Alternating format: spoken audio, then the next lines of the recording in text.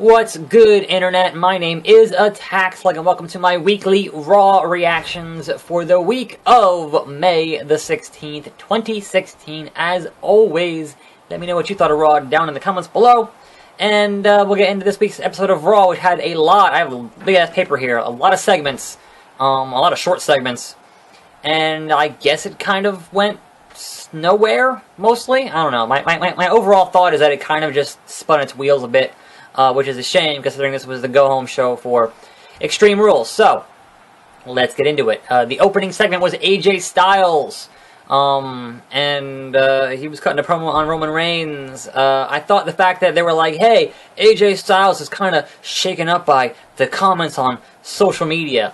If you're shaken up by the comments on social media, perhaps you shouldn't be a celebrity wrestler. Like, that's the last thing. Like, I'm not shaken up by the comments on social media, and I'm a goddamn YouTuber. Like, that's just dumb. Like, Stone Cold Steve Austin, fucking Mick Foley, every badass in the world from bygone eras is not going to be shaken by social media comments. Luthez, San Martino, Bob Backlund, come on now. Come on now. Anyway, out comes Roman Reigns, and he gets the what treatment, and the crowd's kind of mostly booing him. There was some guy in the front there who had a "We Want Big Show" sign. Why would you do that? Do not wish that upon us again. We've been Big Show free and Kane free since, like, Mania. So please, just, no, stop. And that brings out the club, and then there's the Usos, and it, just becomes a face-off deal, and, we're going to build toward the match on Sunday.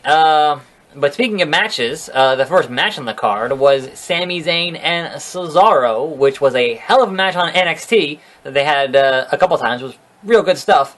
And you had Kevin Owens and The Miz on commentary. Bonus points to Kevin Owens for saying things to Maurice, who was sitting next to The Miz, in French, because obviously Owens is French-Canadian, I believe, or at least he speaks, the language. And I like that Owens said that his frog splash was a 6-star frog splash. It's good stuff. It's good heel work. But, of course, Owens decides he wants to leave and then hit The Miz, and then they go into the ring, and then it just all goes to fucking nonsense. And now, hold on a minute, player. Holla holla. Gonna have ourselves a tag team match. But Teddy Long is not there anymore, so we bring out Shane McMahon to make it the same tag match as SmackDown. And then out comes Stephanie to go, no. That happened on SmackDown, so let's switch the partners. So now we had this match here, which is Cesaro and The Miz versus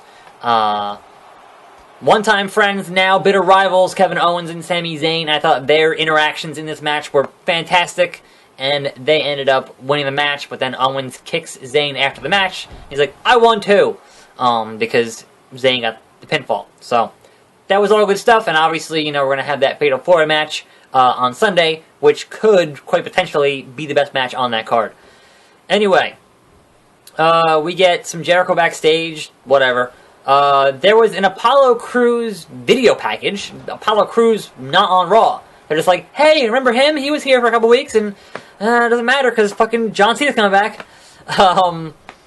So then, as I've been discussing on my 2K My Career videos, the past couple of days, when we had the impending debut of the Shining Stars. Nobody gave a shit about the Shining Stars, which is Epico and Primo, which was the Matadors, and as I said yesterday, the best thing the Matadors ever did was that WLC match.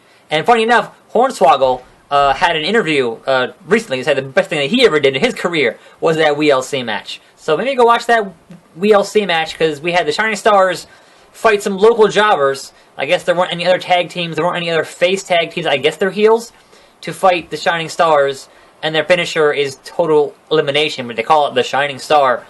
And I guess they're heels, but if they want you to come to Puerto Rico, and then when they come into the ring, they say, when they were in the ring, they consider the ring to be Puerto Rico, and then they beat up the guys they're fighting, then why would I want to go to Puerto Rico to get beat up? Like, that, logical inconsistency there. I don't know.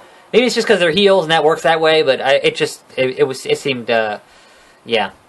A thing I didn't care about. But hey, I am all for having jobber matches, having local guys as jobbers get beat up to, enhance new talent. I'm all about that. But also, nobody gave a shit about the Shining Stars. Goddamn, and they were never seen again, hopefully. Anyway, speaking of things people will give a shit about, we had a video package saying 2 weeks until John Cena's back. So all you guys who haven't been able to get over on TV, Apollo Crews, in a significant fashion and sell a bunch of merch in the past few months since all the big guys have been gone, guess what? Cena's coming back, Rollins is coming back, Bray Wyatt's coming back, well, Bray Wyatt, Randy Orton's coming back, like they're all just bam, bam, bam, bam, bam, and it's gonna be bad for guys who haven't been able to really make that much of an impact on TV. Anyway, we get Dean Ambrose coming out for a promo segment with Chris Jericho. Calls out Jericho. I really appreciate the heel work here. That I'm the gift, you drink it in, baby. Like, that stuff is fantastic. And then, we have a match challenge and everything else. And then, the one thing I hate in wrestling, there's a lot of things that I hate in wrestling, but the one thing that always bugs me in wrestling is the mythical, look up, oh god, there's a cage, how to get there. I'm sorry, when Chris Jericho walks out of the entrance, he's gonna see that cage. I want just one time for somebody to come out and be like, why the fuck is there a cage there? Is that for me? Like, what's going on here? They never acknowledge it until it starts lowering. Like, we're not blind. The audience can see it all night. And it's so dumb. But I do like when the cage and the cell and whatever else has its own music when they're lowering it. But unfortunately, for some reason, they kept playing the music during the Ambrose promo. So it's going to be an asylum match. They really didn't explain what that means. Outside of, hey, it's a cage, and there are things above the cage. There was a mop, and there was a fire extinguisher, and there was the son of Mitch, I think, according to JBL. So it's a cage match. But apparently you can't win by leaving the cage. Whoa there, Cesaro. That was impressive. You can't win by leaving the cage, so, like, I don't know. Anyway, yeah, it had, like, the music and the lights were going on as he was talking, and, like, the fans were kind of like, hey, this is a thing. Whatever. I don't know. Anyhow, the next match was Becky Lynch versus Dana Brooke, which I guess this is the feud now because Emma had an unfortunate back injury, which is going to require surgery. Now, if you recall, the reason they brought up Dana Brooke in the first place, perhaps a bit early, is because they're making up for the injuries to Naomi and Tamina. And my question is simply this. Where the fuck is Sasha Banks? If you're bringing up Dana Brooke to bring somebody up because of injuries, fucking where the fuck is Sasha Banks? Like, the crowd is chanting, we want Sasha in this match. Why hasn't she been really on TV, on Raw, since WrestleMania? Like, what are they doing? Is she hurt too now? Like, what's going on here? Seriously. Like, you've got a goddamn star, and you're not using her. I don't understand. Anyway, that match ended up with Dana Brooke winning with a roll-up because, it was a women's match, so of course there was a fucking roll-up. Revolution, right, guys?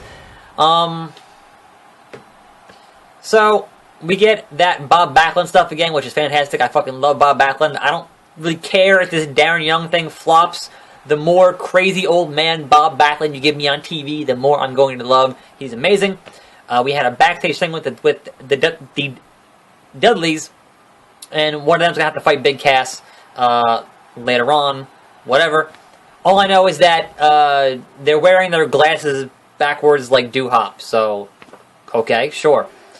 Then we had a 3-minute Golden Truth recap, where they reminded us that Golden Truth has been going on, this angle has been going on for 5 months. That's before the Royal Rumble. This has been going on. This is the longest running consecutive storyline in this company, and it features R-Truth and Goldust in kind of a will they, won't they type deal, and like, I can only imagine, I can only speculate that Vince thinks it's hilarious. That's the only reason it is still happening. So tonight, we had a video package that fucking went on for, like, literally 3 minutes. And then a match that went on about as long as the video package, versus Tyler Breeze and Fandango, or as they call them, Breezango. And guess what? Breezango won. And then they had a backstage thing saying, hey, we're a tag team now. And I mean, it's not going to be as good as Goldust and Booker T, but sure. Fine. It's never going to end. Anyway, then we had the New Day come out and do their own promo shtick. They had a time machine, and that was okay. Like, there were a couple good lines in here, and I've been saying this for weeks now. Ever since that Vince decided that he liked the New Day, it seems like they've been kind of... Ever since they've decided, okay, we have all this Booty-O's merch to sell, it seems like they've been kind of spinning their wheels on their promo stuff. And, to be fair, a lot of it's still pretty good. But when the New Day was getting hot there for that first 6-8 months, it felt like they would take something, run it into the ground for 2 or 3 weeks, and then find something else. And it always felt fresh because they were constantly reassessing their promo stuff, and that was really cool, and that's kind of what got them over. But now every week is fucking Booty-O's. Anyway, they had a thing here. The best line here was they had a time machine, and it was a big. Well, first of all, I liked Big E being like, no, this is a box for a refrigerator. Big E not wanting to be a part of this was fantastic. But the best line is they go in a time machine, and out comes Kofi with his accent, Jamaican Me Crazy, from 09, and hey, we didn't go back far enough to get back in. He's like, but that was my best year, which, looking at merch sales, I'm sure he's making a lot more money now, but 09, he was in that main event program with Randy Orton, so obviously that's his best year before he fucked up and stupid, that whole thing. Anyway, and then that gets interrupted, obviously, by the Vaudevillains, to build up for Sunday. What I didn't understand is why they were in black and white doing their thing, and then Vaudevillains attack us back to being in color. Isn't it being in black and white the Vaudevillains thing? Shouldn't it have stayed in black and white? Shouldn't this be like a Sin Cara mood lighting thing? Fucking, I don't know. Anyway, next match was the Usos versus the Club, which always makes me hungry for a fucking club sandwich. And this match has happened at this point a couple times, and I kind of, it was all right, but it kind of was the same. You've already seen it. I did like the post-match stuff with the chair. They're doing good character work here with AJ, where he's reluctant to use the chair, and that's costing him stuff with Reigns, who is not reluctant to use it. And then we ended up with a Styles clash on the chair. Fantastic. But why wasn't this stuff in the main event? That to me telegraphs, okay, obviously Reigns is going to win on Sunday because they didn't even put your main event angle in the main event of the show. That, I don't know. Anyway, next match was Big Cass versus Devon Dudley. And before the match he cut a promo, and after the match he cut a promo, and my only issue here is that he made reference to the stuttering gimmick from Bubba Ray, and as someone who stutters, I don't care. That doesn't bother me. It is what it is. What bothers me is that Bubba Ray hasn't had that gimmick in, fucking 20 years. That was the Attitude Era Bubba Ray. He hasn't had that in forever. Why even bring it up? Anyway, after that, we had Kalisto versus Del Rio, and here's a match that I've seen 8 million times and kind of didn't want to see again, but it was just Del Rio beating the crap out of Kalisto, and then, surprise, Rusev backstage beating the crap out of Sin Cara, brings him ringside. Kalisto's distracted, he loses the match, and then there's a post-match beatdown of, vicious assault by Rusev, a sick-looking fucking accolade. That was cool. But I feel like they're gonna build up Rusev as this all-powerful fucking badass for 2 weeks, have him win the belt, and he's gonna lose it to fucking John Cena. I can already see it happening. They're gonna go Kalisto to Rusev to Cena, and then we're back to doing the open challenge every single Monday night. Anyway, main event actually was a contract signing for the Women's Championship. And it was alright. I like that Charlotte has some pretty good heel work here. I think she's pretty good at that. And I like that she might be the first wrestler in history to actually read the fine print stipulation in the contract before signing it. Because mostly, you sign it, and then they go, oh, by the way, read page 3. You're like, oh, shit, I got screwed. And she actually read it first and was like, okay, there was a threat there. If you don't sign this, we're going to take the belt now.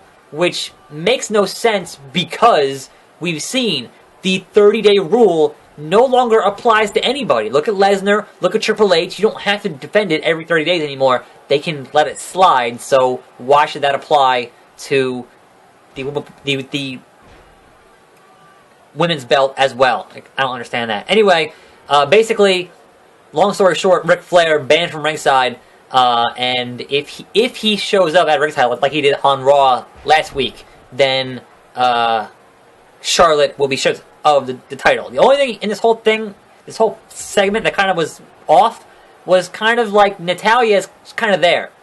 Because Stephanie is the one who slapped Flair, and Flair is Flair. And that whole stuff with Flair, like, he wants to, like, woo, woo, woo, and he's, Dad, stop. Like, that's fantastic. And then he gets up in Shane, he's doing the thing, he's getting ready to fight Shane. Like, crazy old man Ric Flair, much like crazy old man Bob Backlund. Thumbs up. It's great. I love it.